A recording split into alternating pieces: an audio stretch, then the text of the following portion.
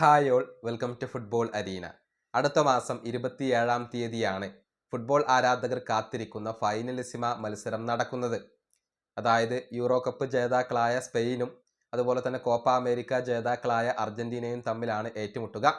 ഖത്തറിലെ ലുസൈൽ സ്റ്റേഡിയത്തിൽ വെച്ചുകൊണ്ടാണ് ഈ മത്സരം നടക്കുക. ഈ മത്സരത്തിന് വേണ്ടിയുള്ള ഒരുക്കങ്ങളാണ് ഇപ്പോൾ അർജന്റീനയും സ്പെയിനും നടത്തിക്കൊണ്ടിരിക്കുന്നത്.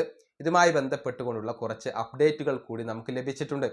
അതായത് സ്പെയിനിൻ്റെ 2 സുപ്രധാന താരങ്ങൾ ഫൈനലിസിമ കളിക്കാൻ ഉണ്ടാവില്ല. ഒന്ന് മെറീനോയാണ്. അദ്ദേഹത്തിന് പരിക്കേറ്റിട്ടുണ്ട്. ഒരുപാട് കാലം മെറീനോ പുറത്തിരിക്കേണ്ടി വരും എന്നുള്ളത് സ്ഥിരീകരിക്കപ്പെട്ട കാര്യമാണ്. ലൂയിസിൻ്റെ വളരെ പ്രധാനപ്പെട്ട താരമാണ് മെറീനോ. അദ്ദേഹത്തിൻ്റെ അഭാവം തീർച്ചയായും പരിശീലകന് തലവേദന സൃഷ്ടിക്കുന്ന ഒരു കാര്യമായിരിക്കും.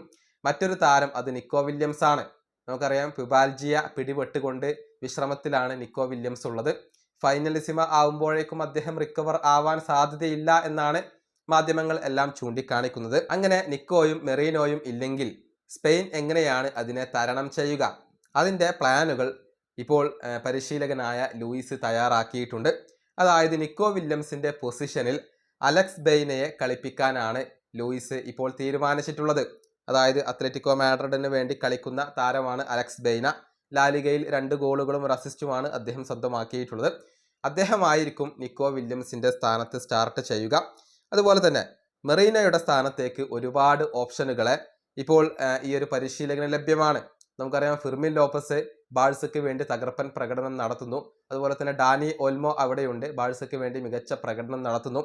കൂടാതെ അസൻസിയോ നിലവിൽ തകർപ്പൻ പ്രകടനമാണ് പുറത്തെടുക്കുന്നത്. തുർക്കിയിലാണ് അസൻസിയോ കളിക്കുന്നത്. ഒരുപാട് ഗോളുകളും അസിസ്റ്റുകളും ഈ സീസണിൽ സ്വന്തമാക്കാൻ അസൻസിയോക്ക് കഴിഞ്ഞിട്ടുണ്ട്. അതുകൊണ്ട് തന്നെ അദ്ദേഹം നല്ല ഒരു ഓപ്ഷനാണ്. അങ്ങനെ അറ്റാക്കിംഗ് റോളിൽ മെറീനോയുടെ പകരമായിക്കൊണ്ട് ഒരുപാട് ഓപ്ഷനുകളെ ഇപ്പോൾ ലൂയിസിന് ലഭ്യമാണ് എന്നുള്ളതാണ്. അതുകൊണ്ട് തന്നെ ഈ താരങ്ങളിൽ ഏതെങ്കിലും ഒരു താരത്തെ ഉപയോഗപ്പെടുത്താനാണ് അദ്ദേഹം തീരുമാനിച്ചിട്ടുള്ളത്. സുപ്രധാന താരങ്ങളെ നഷ്ടമായിട്ടുണ്ടെങ്കിലും അതൊന്നും സ്പെയിനിനെ അലട്ടുന്ന ഒരു കാര്യമല്ല.